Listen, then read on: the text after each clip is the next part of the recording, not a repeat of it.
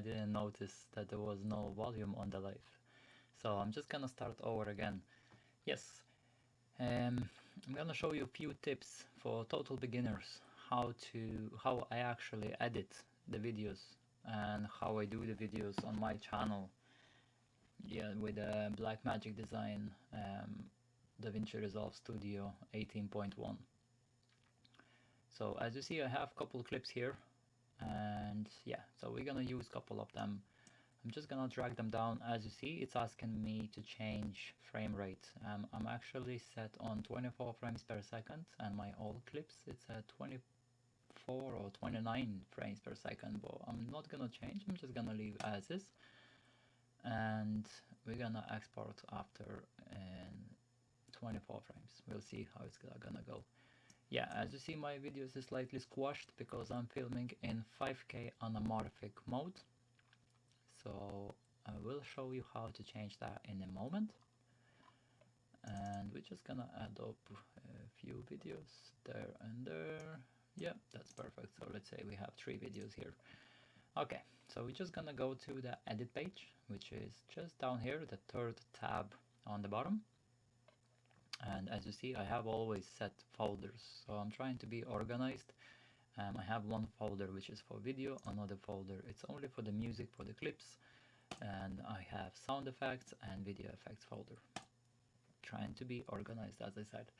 Yes, so sometimes happens that you have videos 4:3, or like I have 5K anamorphic, so the videos it's not gonna show on a full screen and they squashed. So what we can do, we can just select these 2 videos. We can go down to retime and scaling, which you can find in inspector. If you press inspector, you can find that on the bottom. So you just press scaling, and I'm just gonna do stretch because filmed it in 16:9 format, and it's actually set for me exact the same as it should be. So we're gonna go for this one here, and for some videos sometimes you're gonna find 4:3, let's say, so stretch it won't work because it will stretch out your video completely. So what you can do when you're selecting the clip, instead of pressing stretch, you can just press fill, so it will fill up the full 16:9 aspect ratio, which it will help, but you're gonna lose a little bit in the corners. So all your sides from this side to that side, it will cut out a little bit. Right, so on the next step, I wanted to show you one thing what I like doing it with my videos. So as you see, I was shooting in a flat color profile. So what I can do, I can go to color tab here, press on one of the nodes here and press Alt S, which gonna create another node.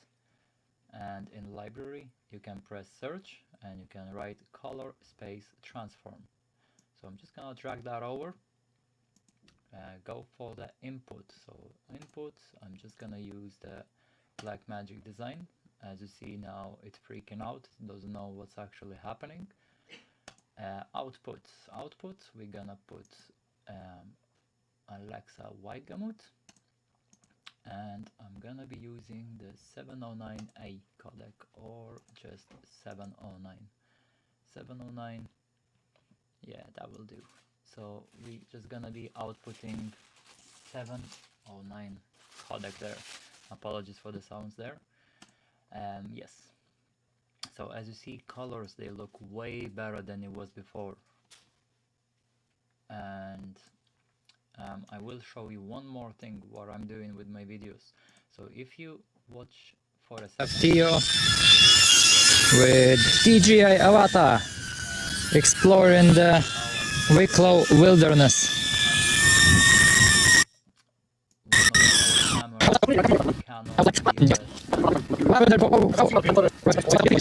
actually fix that. You can fix that very easily. So I'm just gonna put in here that to save some time, and just gonna stabilize it. So we're gonna go on to the edit page. We go to stabilization. We go for cropping ratio. We're gonna do only 0.3, and the smoothness we're gonna do also 0.3. We're gonna choose the perspective mode and click stabilize.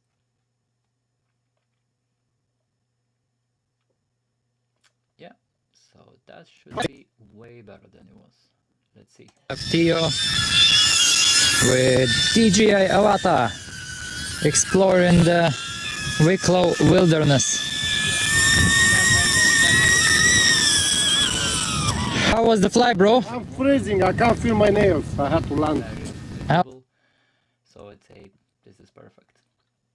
One more trick I'm gonna show you today, and I'm gonna finish this live. So we're gonna go back to color tab, which is the 5th tab on the bottom. So I'm just gonna delete this, leave it in a flat color profile. As you see, it's like a night and day difference.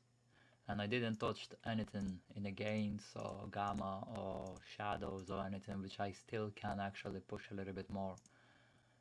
So we're gonna go back to edit page, which is the 3rd tab on the bottom.